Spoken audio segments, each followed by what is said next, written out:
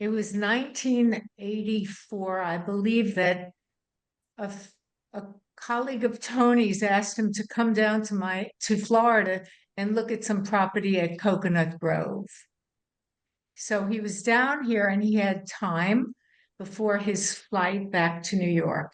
So he remembers, I remember the story that he was coming down the MacArthur and he goes to Ocean Drive and it was like the yellow brick road going towards magic. He felt that it was like Cupid's bow and arrow hit him.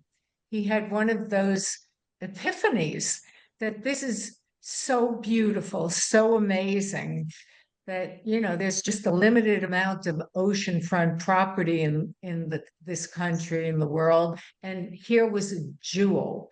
So he went and he looked around, and of course, I think he started buying properties in 1985, and he bought 18 properties in, I don't know, maybe 18 months or something. It was very fast. And at that time, there was no financing. So it was borrowing money from relatives and friends, 25,000 here, whatever. And he put it all together. And when Tony made a commitment to something, he saw it through. He never gave up. He would work and do whatever it took to get it done. And that's what he did. And eventually he redid the hotel on a shoestring. And we lived in the hotel while he was doing it. There was no air conditioning at all. There were overhead fans.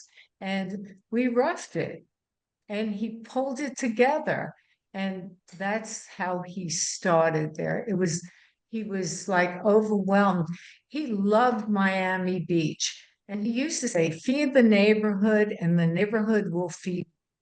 And he really fed the neighborhood because his passion was to make it better and make it more beautiful. As Jessica said, it wasn't about flipping a property. It was committing to it, staying with it, and embellishing it. And that's what he did. And then he did it with all these properties that he had.